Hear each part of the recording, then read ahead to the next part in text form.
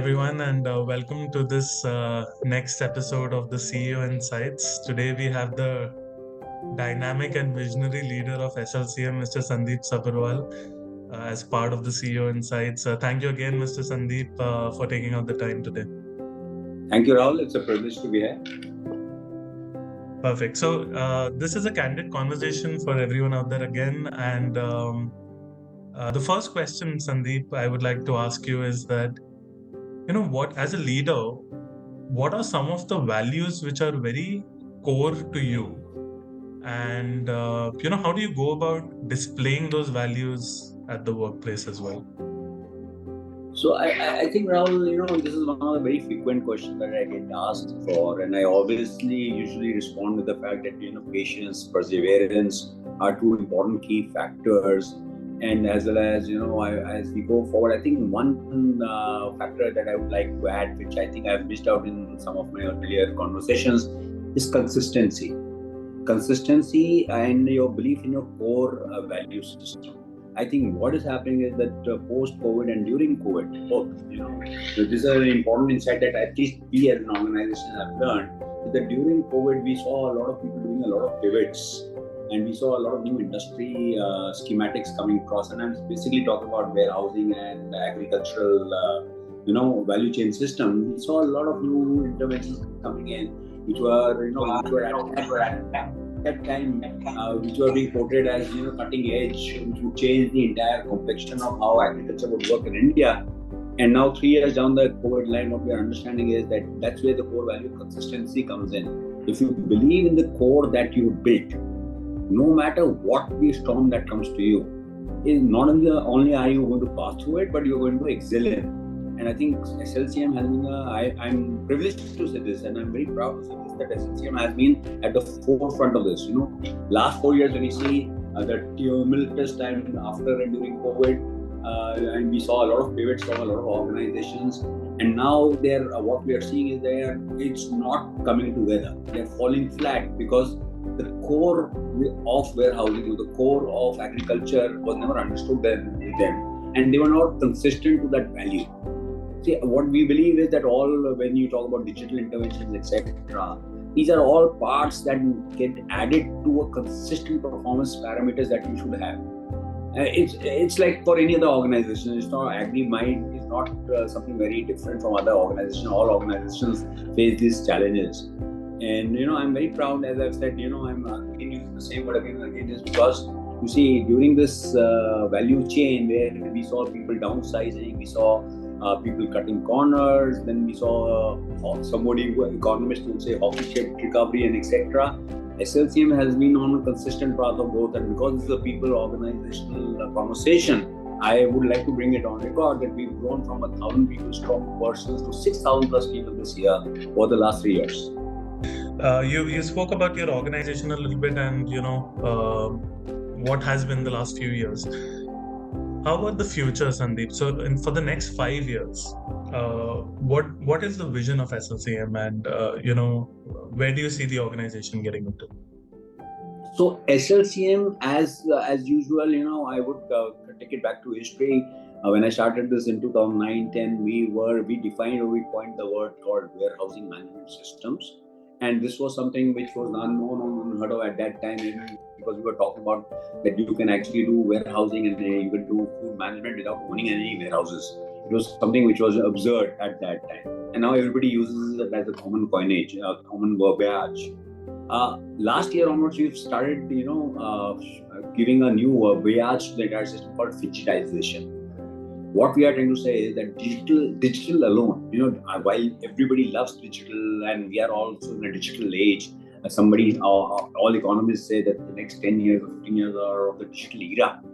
But in agriculture, we believe that digital alone is not going to cut the cake. Digital alone is not going to take you through.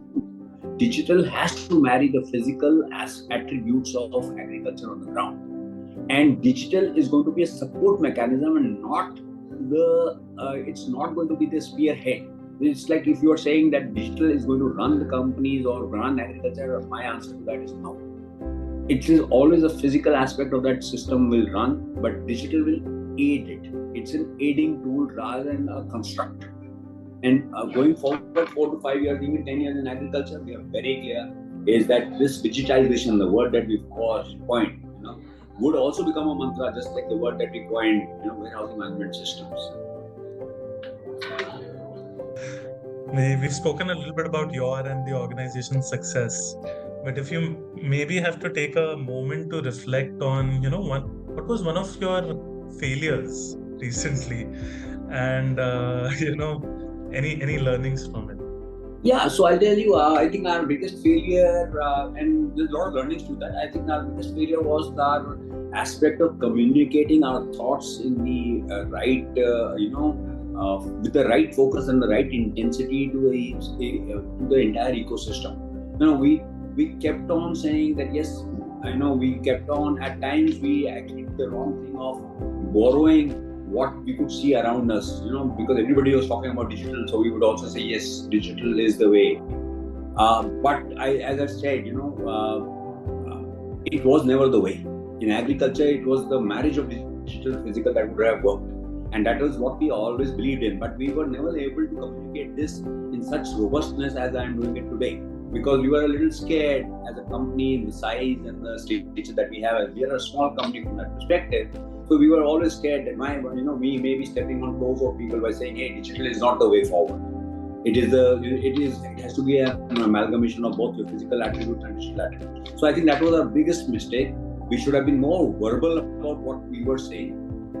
Should have been more focused and more aggressive. The word here is aggressive in this stand of ours, and I think that is my regret. But going forward, I am also very clear that this has also made us learn that if you believe in the core value, and that's why I use the next word called consistency. If you believe in that core value, then you stick to it, and then you are more, as the weather clears up, you will emerge much, much more stronger than you were before. Lovely. From the people side of business, Sandeep, if you look at the one downs from you, going into the future, what would be certain X factors that you would really like your leadership team to be more proficient at? The leadership team has to be, see earlier on or even today, when you talk about leadership teams, you talk about leadership teams from a perspective of strategy, vision, forward-looking thought processes. I think somewhere I would also believe is the requirement now of the leaders to have a minute look and a micro look on the functions that are being done by their juniors. See, this is something very different from strategic and blue sky thinking. It is very different because generally we teach our leaders to have a macro view. We teach our leaders to delegate. We teach our leaders to say, okay, give authority. Yes, that is required. But at the same time, that minute micro intelligence and microscopic view of what your juniors are doing specifically on certain specific functions actually allows you to elaborate on your strategy. It actually allows you to innovate. It actually allows you to think through challenges that maybe your junior is not able to see through right now. So I think that is a very big attribute we've started looking at. That does the senior have the ability to step into the shoes of his one-line junior or three-line junior and understand what is playing there? Do they have that ability? The opportunity to go back to the younger Sandeep who had just started SLCM, right? 2009-10. If you go back and you can spend 2 minutes with Sandeep with all the learnings that you have now, what is it that you would like to say to him for 2 minutes? So I would actually tell him to be a little less anxious. I would tell him to be a little more relaxed, because I believe that when you're relaxed, you take your best decisions. If you're not that anxious, it allows you to be more productive. But at the same time, I would also pat him on the back for being that impatient, and never to lose that impatience in him.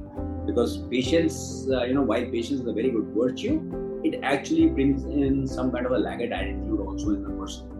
So, both ways. I would definitely come back and tell him, let's be a little lesser anxious than what he was, or what he is even today. Will that advice hold true for you right now, Sandeep? Yeah, I hope so. Talk about your leaders. What about a manager, Sandeep? That's the larger audience that's viewing this video as well. So, what do you think makes a great manager? Not necessarily at SLCM, but yeah, what according to you, who is a great manager? See the attribute of a manager to view the environment around him, adapt to that environment, and also innovate with that environment, I think will make him a great manager and also ultimately a leader. So what I believe is that a manager has to have that, he has to have that charisma of understanding the problem, mutating with the problem, and also mutating with the leader. So his manager actually is a sandwich. He's caught between his junior and his leader, and he's the communication bridge. He or she is the communication bridge here, and the communication bridge has to be transparent, yet it has to be adaptive. The manager has to be like water. They should be able to adapt to any circumstance that they are put in, and hence they would be actually helping not only themselves but the entire team across the system that they're working in. The younger generation, Sandeep, the Gen Zs who are just joining the workforce, what's your advice to them? Rahul, I think I'm not well equipped to advise them. I think they're very smart people. I should tell them they're very smart people. They view the world from a very different angle. I think something that we never had. Maybe because of the fact that they were always exposed to a larger audience and a larger, information technology has evolved so much that there's so much of content available, and these gentlemen or these ladies are, these kids understand and they're exposed so much. But at the same time, I think they have one thing that I definitely look through them is that they are not understanding the value and the virtue of experience.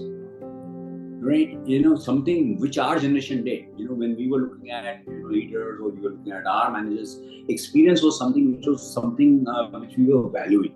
We were saying that if there's a guy who's done 20 years of experience in a particular field, he may or she may be an old hand, and I may have better knowledge in technology, but there's something that they can add which we can never add, and that's called experience. Now this Gen Z is undervaluing that part. They are grossly not understanding what experience actually means. It's very good to have wide aspects. It's very good to have a universal approach. It's good to have the content, but from my experience, I can say only one thing is there is no substitute to experience. Managing your role and maintaining work-life balance. How is it that how do you manage? So this is more pertinent, Rahul, to the business schemes that you are in. So, for example, the agriculture field that we are in, there is nothing wherein there's a demarcation between a work-life balance and a vocation balance. You're always on a work clock. You're always on a work clock. So you have to condition yourself and your environment around yourself that you find that inner peace within what you are doing. So that you can't just come back and say, okay, it's a Saturday and there's something wrong in the agriculture field, I will not check my mates. It looks like a utopian environment that you say, I can give that statement. I'm not going to look at this, or I'm going to switch off my mobile phone for 4 hours, right? And the world is not going to turn upside down. Yes, the world is not going to turn upside down. It's not about you, me. People have come and people have left this earth. The world doesn't stop for anybody. But the fact of the matter is that when you are helming an organization which is so dynamic, which is so which has so many variable moving parts, it is always good that people are looking up to you for being a mentor. And a mentor never has a holiday. He never does. So that I would say, so that work-life balance, as you would put it, sir, I think it is more of a concept that each individual would have to define for him or herself. Thank you, Sandeep. Just the last question. How would you best describe yourself in one adjective? One adjective, persistent. Lovely. Thank you. Ladies and gentlemen, we had Mr. Sandeep for this lovely, candid conversation. Thank you again, Sandeep, for your time on this CEO Insights family. Thank you, Rahul. It was wonderful. Thank you so much.